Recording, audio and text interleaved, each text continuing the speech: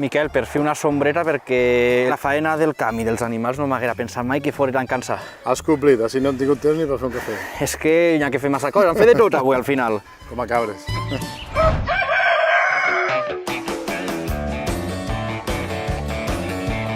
Va, Joan, agarra't-hi fort, que avui hi ha feina per tots, així. Avui has de treballar-me valent, eh? Sí, sí. Se mos encara... Molt bé. Vinga, va, cap a dins. Tenim a dins ja els bitxos endins. I ara veuràs per què és això. A veure, va. I en això, què toca fer ara? Pues no res, mira. Anar l'escampant en terra, ahir ja tens feina a adelantar. I per què ho feu, això? Anar l'escampant en terra perquè elles tinguin el piso sec i que si se volen gitar això, que estiguin còmodes. Bueno, i així, quantes cabretes com aquesta tenim? Pues així, quasi 1.000. I tot això per ordenyar, pel formatge i llet, no? Claro, per fer la producció, sobretot formatge. Quants de litres podeu treure d'ací al dia? Més de 1.000. Més de 1.000, no? Evidentment. Doncs continuem per faena. Això mateix. Anem, va. Buenas, Miquel. Què tal, Joan? Tu a què puja a pasturar? La veritat és que els animals són les persones, al final necessiten entretindre's i fer activitats físiques. A la setmana fer un poquet de gimnàsia. Ara anem a passejar pel monte. Doncs pugem en elles, no va? A l'ataque. Anem a veure si mos segueixen o no, perquè no estan acostumbrades, me dies. No mos coneixen, però mira, així estan. Mira, Miquel, i en tota la llet que traeu feu els formatges de Morella i de Catí ben bons. La veritat és que per fer un bon formatge és necessari tindre una llet d'altíssima qualitat. I entonces d'esta manera és com s'aconsegueix fer una llet bona. Però al final sí que han fet coses, eh? Han fet moltes coses. En esta llet farem un bon formatge i Àngela te servirà un menú de categoria. M'espera a Morella. T'està esperant a Morella. Doncs vaig cap allí perquè m'està entrant fam ja. Gràcies, Miquel. Vinga, adeu.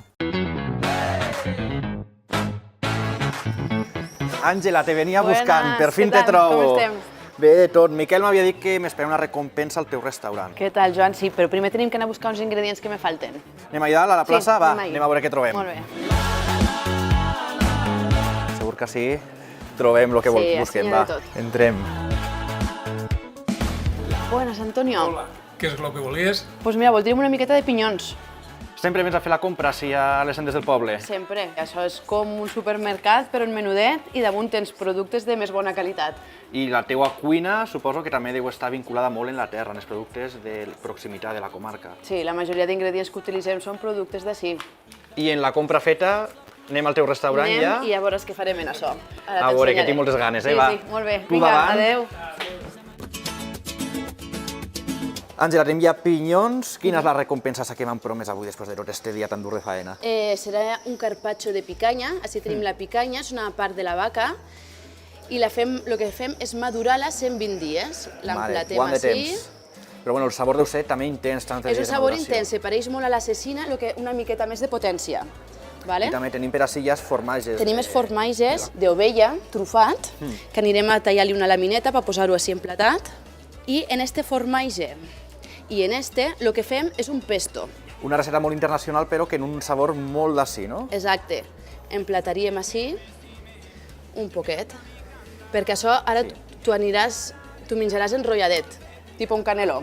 I és un plat molt senzill, molt fàcil de fer, però té moltíssima potència i molt de productes d'ací de la zona. Doncs bueno, això toca ja provar-ho, no? Això toca provar-ho, quan vulguis.